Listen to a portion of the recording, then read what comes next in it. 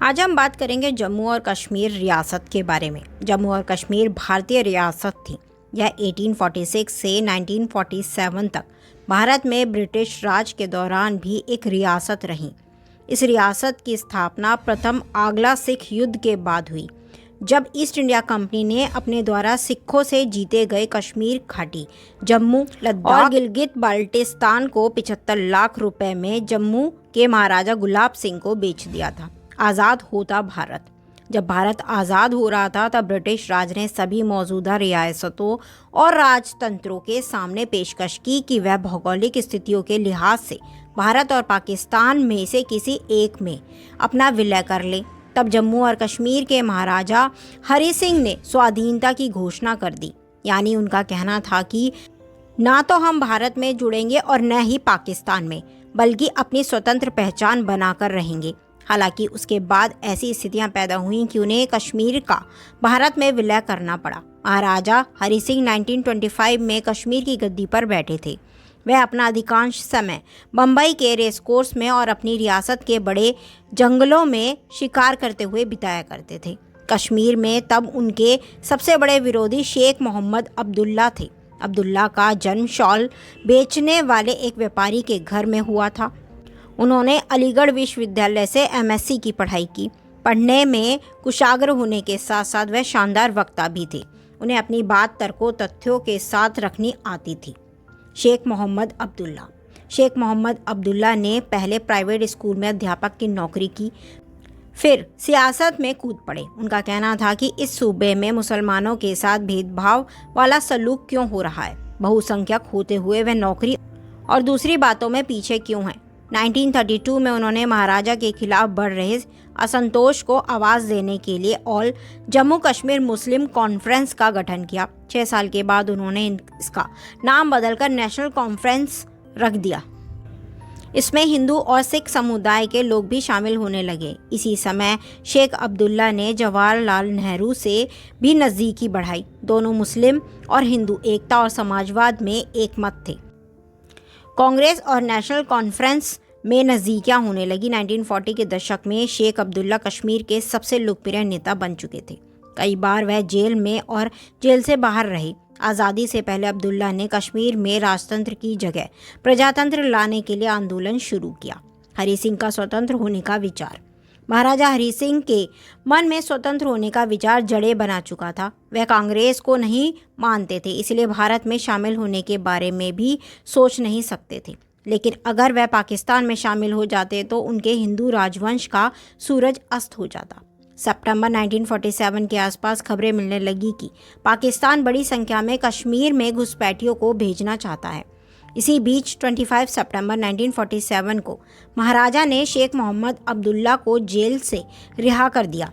Dominic Lapierre की किताब freedom eight midnight कहती है कि जहां तक महाराजा हरि सिंह का सवाल है तो वह अब भी आज़ाद कश्मीर के ख्वाब में जी रहे हैं। 12 अक्टूबर 1947 को जम्मू कश्मीर के उप प्रधानमंत्री ने दिल्ली में कहा था कि हम भारत और पाकिस्तान दोनों के साथ दोस्ताना संबंध कायम रखना चाहते थे। महाराजा की महत्वाकांक्षा कश्मीर को पूरब का स्विट्जरलैंड बनाने की थी, एक ऐसा मुल्क जो बिल्कुल निरपेक्ष होगा। उन्होंने कहा कि केवल एक ही चीज़ हमारी राय बदल सकती है और वो यह है कि अगर दोनों देशों में कोई भी हमारे खिलाफ शक्ति का इस्तेमाल करता है तो हम अपनी राय पर पुनर्विचार कर सकते हैं।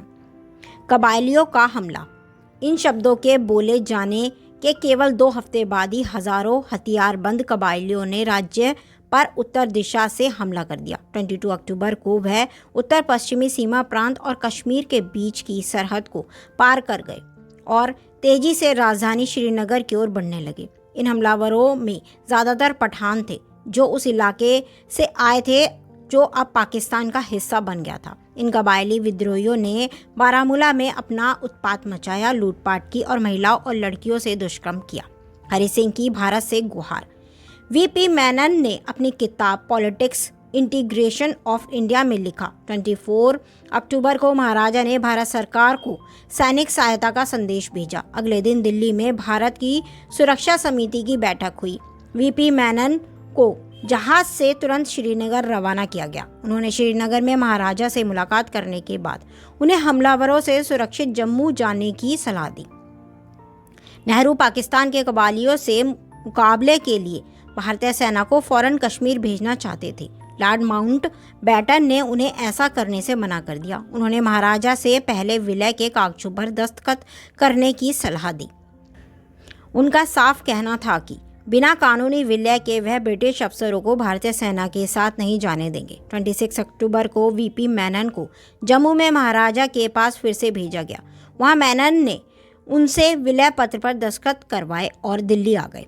जैसे ही यह कानूनी कार्रवाई पूरी हुई, नई दिल्ली में माउंटबेटन की हिचकिचाहट की परवाह किए बगैर भारतीय सैनिकों से भरे विमान श्रीनगर भेजने शुरू कर दिए।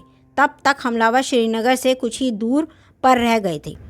जब भारतीय जवानों का पहला जत्था श्रीनगर हवाई अड्डे पर पहुंचा तो हमलावर हवाई अड्डे की सरहद तक आ चुके थे। अगर कबायलियों ने बारामूला में लूटपाट और औरतों के साथ दुष्कर्म में समय बर्बाद नहीं किया होता तो हवाई अड्डे पर कब्जा कर चुके होते और भारतीय विमानों को वहां उतरना मुश्किल हो जाता। इसके बाद भारत में उरी तक के क्षेत्र में कबायलियों को खदेड़ते हुए अपने कब्जे में ले लिया गया। कश्मीर को लेकर दोनों देशों में तनातनी चरम पर थी। ये तब तक जारी रही जब पाकिस्तान के प्रधानमंत्री लियाकत अली संयुक्त सुरक्षा समिति के बैठक में भाग लेने के लिए दिल्ली आए थे। वह और नेहरू इस बात पर सहमत हो गए कि पाकिस्तान कबायलियों को लड़ाई बंद करके जल्दी से जल्दी वापस लौटने के लिए कहेगा। भारत भी अपनी ज़्यादातर सेनाएं हटा लेगा। संयुक्त राष्ट्र को जनमत संग्रह के लिए एक कमीशन भेजने के लिए कहा गया। सबसे बड़ी भूल, लॉर्ड माउंटबेटन की सलाह से ही भारत इस मामले को संयुक्त राष्ट्र में ले गया था। ये एक बड़ी भूल साबित हुई। बहुत से भारतीय नेता इस मामले को संयुक्त राष्ट्र में ले जाने के पक्ष में नहीं थे, क्योंकि उन्हें आशंका थी कि ब्रिटेन पाकिस्तान का साथ देगा। और हुआ भी यही। अमेरिका और ब्रिटेन ने मिलकर कश्मीर में शेख मोहम्मद अब्दुल्ला सरकार को हटाए जाने और जनमत संग्रह होने तक कश्मीर को संयुक्त राष्ट्र के नियंत्रण में लाने की मांग की। राज्य के संवैधानिक प्रमुख। भारत में विलय के बाद जम्मू और कश्मीर में महाराजा हरि सिंह ने तत्कालीन प्रधानमंत्री जवाहरलाल नेहरू से जम्मू कश्मीर के राजनीतिक संबंध को लेकर बातचीत की। इसी के तहत राज्य के संवैधानिक प्रमुख के रूप में बरकरार रहे, लेकिन शेख मोहम्मद अब्दुल्ला को आपातकालीन प्रशासन के पद पर नियुक्त कर राज्य में सरकार चलाने की जिम्मेदारी उन्हें दे दी गई। इसके बाद उन्हें 5 मार्च 1948 को राज्य का अंतरिम प्रधानमंत्री नियुक्त किया गया। इसके नतीजे के बाद में संविधान के अंदर अनुच्छेद 370 को जोड़ा गया। आर्टिकल 370 जम्मू कश्मीर को विशेष अधिकार देता है। इसके तुरंत बाद राष्ट्रपति राजेंद्र प्रसाद ने राज्य में 35A लगाने की अनुमति दे दी। 1954 में जम्मू कश्मीर का अलग संविधान बना। उसके बाद धीरे धीरे कश्मीर से राजवंश गायब होता चला गया। पहला चुनाव 1957 में जम्मू कश्मीर में पहली बार विधानसभा चुनाव हुए। इसमें जम्मू कश्मीर नेशनल कॉन्फ्रेंस विजयी रही और पार्टी के नेता बख्शी गुलाम मोहम्मद मुख्यमंत्री बने। 2014 में हुए चुनाव में PDP और भाजपा ने राज्य में गठबंधन सरकार बनाई थी, लेकिन ईयर 2018 में बीजेपी ने महबूबा मुफ्ती की सरकार से समर्थन वापस ले लिया। तब से वहां राज्यपाल शासन लागू है। धारा 370 में बदलाव। भारत में विलय के बाद से कश्मीर को आर्टिकल 370 और 35A के जरिए जो खास दर्जा मिला हुआ था, उसे केंद्र के NDA सरकार ने आर्टिकल 370 में संशोधन करके काफ़ी कम कर दिया था। आर्टिकल 370 को पूरी तरह हटाया नहीं गया है, बल्कि उसके पहले 2 उपबंधों में जिस तरह बदलाव हुआ है, उससे इस राज्य पर केंद्र की पकड़ न केवल मजबूत होगी, बल्कि आने वाले समय में यहाँ कई तरह के संविधान संशोधन करके नियमों में बदलाव का मार्ग भी प्रशस्त हो गया है। सरकार ने अलबत्ता 35A को जरूर पूरी तरह से हटा दिया है। इसके साथ ही इस पूरे राज्य को 2 हिस्सों में बांटने का फैसला लिया गया है, एक जम्मू और कश्मीर और दूसरा लद्दाख। इसमें जम्मू कश्मीर में निर्वाचित विधानसभा रहेगी, तो लद्दाख पूरी तरह से केंद्र शासित प्रदेश रहेगा।